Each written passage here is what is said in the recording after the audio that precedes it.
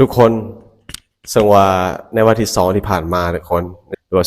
2025นะสวัสดิ์กัมพูชาพังเงิบทางประเทศ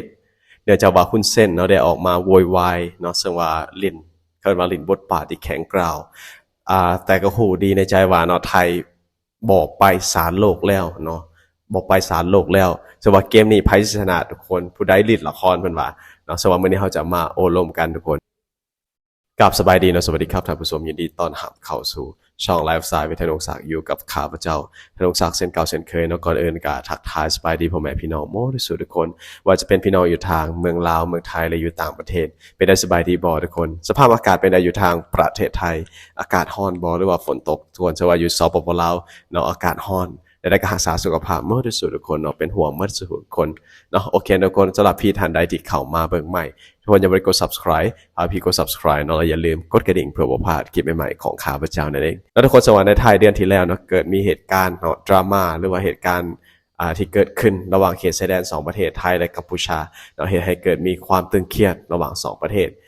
ซึ่งว่าสถานการณ์นั้นทุกคนก็ได้มีการบานปลายเนื่องจากว่ามีผู้เสียชีวิตทางฝ่ายกัมพูชาเนาะเหตุให้ฮุนเซนเนาะได้ออกมา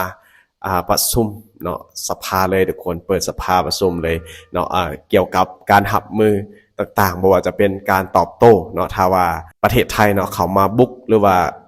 มาปะทะกันอีกครั้งเนาะก็จะต้องมีการตอบโต้และการเกียมอาวุธและนอกจากนั้นเนาะทางกัมพูชาหรือว่าทางฮุนเซนเนาะก็มีการสั่งอาวุธจากจีนมาเพื่อสำรองไว้จะไว้สิ่งเหล่านี้เนาะเห็นให้ระหว่าง2ประเทศมีความตึงเครียดและเป็นคำถามหลายๆคนเนาะก็อยากให้ทางประเทศไทยเนาะได้ปิดด่านเนาะปิด16จุดของด่านไทยเลยเนาะเพื่อเป็นการยุดเนาะหรือว่าเป็นการสั่งสอนหรือว่าให้บทเรียนแก่กัมพูชาเนาะให้ฮู้ว่าเนาะไทยบ่ได้สิมาแบบยอมง่ายๆสำหรับประเทศไทยเป็นประเทศหนึ่งเนาะที่เป็นบ่มักเว้าเนาะเพิ่นจะเห็นให้เห็นเนาะแล้วก็เพิ่นก็บ่จะใส่แบบความรุนแรงเนาะแต่ว่าใส่สิ่งที่เพิ่นสามารถเฮ็ดได้ก็คือปิดด่านจังซี่นะเนาะก็เป็นการแบบสงครามอีกแบบหนึ่งทุกคนเนาะทางด้านเศรษฐกิจนำเองก็อาจจะกระทบกัมพูชาก็จะมาพิจารณาตนเองตื่มสินะนอกจากนั้นทุกคนเมื่อความหวังกลายเป็นหมากเนาะทางการเมืองสวัสดีที่2ทุกคนเป็นนับเป็นอีกหนึ่งวันที่สำคัญในหน้าประวัติศาสตร์ความสัมพันธ์ไทยกัมพูชาสว่าหลังจากรัฐบาลกัมพูชาโดยสมเด็จฮุนเซนอดีตนายกรัฐมนตรีและผู้นำเบื้องหลังรัฐบาลกัมพูชาเนาะก็คือคนปัจจุบันนั่นเองได้ออกแถลงการเร่งเนาะเล่าให้ประเทศไทยนำคดีเขตแดนไปกัมพูชาทุกคนกลับเข้าสู่การพิจารณาของศาลยุติธรรมระหว่างประเทศก็คือ ICJ ก็คือศาลโลกนั่นเองโดยอ้างว่าประเด็นเขตแดนบริเวณหอประสาทพระวิหารเนาะยังบ่ได้รับการตัดสินอย่างแท้จริงแต่ว่าไทยกับนิ่งเสยแบบสุภาพพร้อมกับท่าทีที่ชัดเจนว่าบ่มีเหตุผลที่จะต้องไปศาลเอาสังว่าฮุนเซนกับประกาศผ่านสถานีโทรทัศน์ว่าหากไทยบ่ให้การร่วมเนาะห่วมวงกัมพูชาก็จะดำเนินตามแนวทางของตนเองสว่าคำถามก็มีอยู่ว่าทุกคนเป็นอย่างคนไทยจึงบ่ต้องไปศาลโลกอีกเนาะฮุนเซนลินเกมยังอยู่เบื้องหลังเนาะนอกจากนั้นเขตแดนไทยกัมพูชาโดยเฉพาะบริเวณปราสาทพระวิหารเป็นแนวใดในเชิงของกฎหมายและข้อเท็จจริงซึ่งความหลังของศาลโลก ICJ เนาะตัดสินปี 2505 ปราสาทพระวิหารตกเป็นของไผส่วนในปี 2505 ศาลยุติธรรมระหว่างประเทศเนาะ ICJ ได้มีคำพิพากษาให้ตัวปราสาทพระวิหารอยู่ในอธิปไตยของกัมพูชาแต่มีข้อ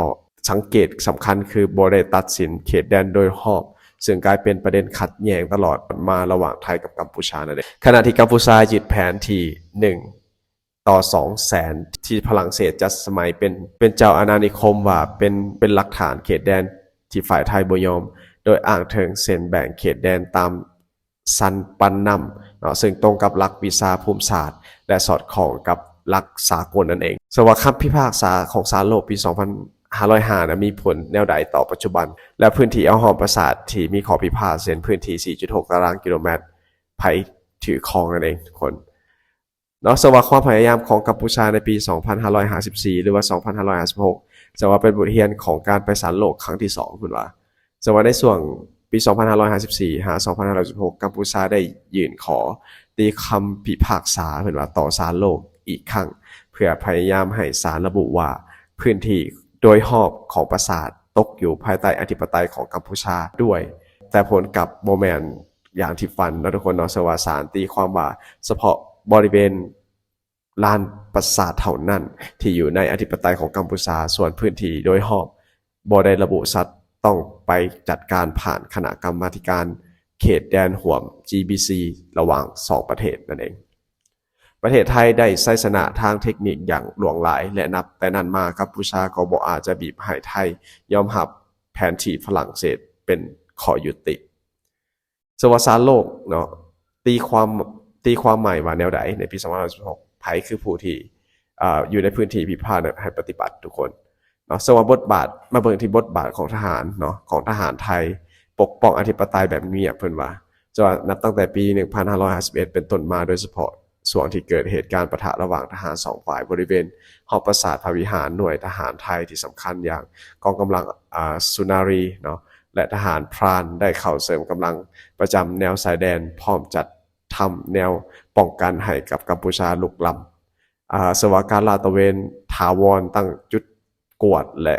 การเจรจาแบบทหารต่อทหารเฮ็ดให้ไทยสามารถคงสถานะครอบครองเชิงปฏิบัติก็คือ effective occupation เนาะสว่าบริเวณพื้นที่พิพาทไว้ได้จนถึงปัจจุบัน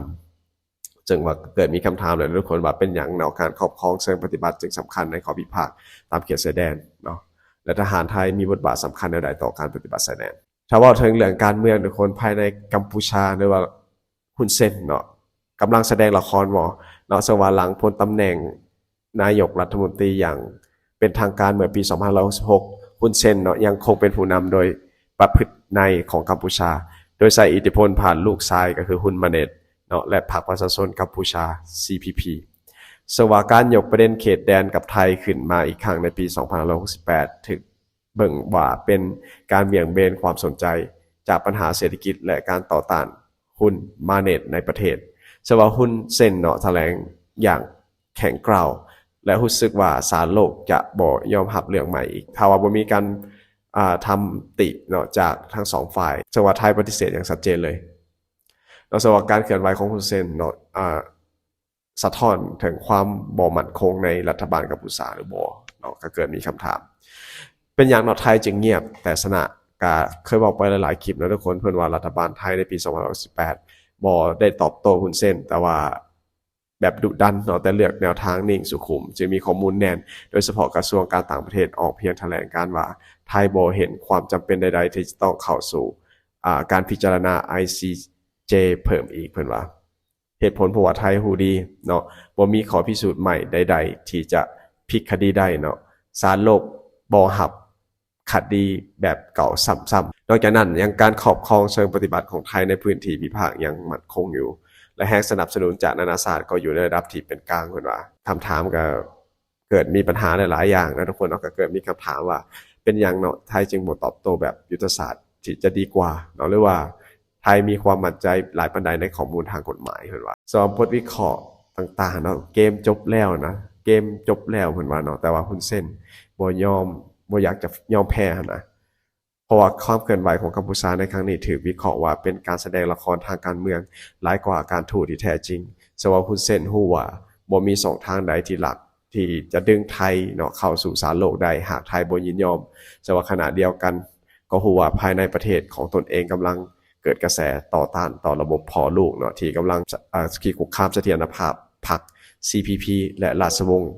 การเมืองหุ่นนั่นเองสว่าการยกเรื่องเขตแดนจึงเสมือนว่าปลุกชาตินิยมเนาะเพื่อลบข่าวเศรษฐกิจตกต่ำและการถือจีนลุกล้ำอธิปไตยทางอ้อมบริเวณท่าเรือนำลึกและฐานทัพเรือ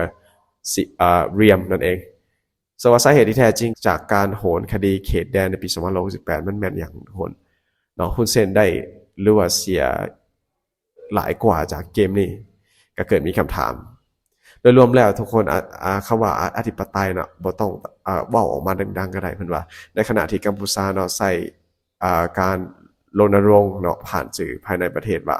ไทยขโมยแผ่นดินเนาะรัฐบาลไทยกับเลือกแนวทางสุขุมมั่นคงและใช้กฎหมายระหว่างประเทศเป็นเกราะกำบัง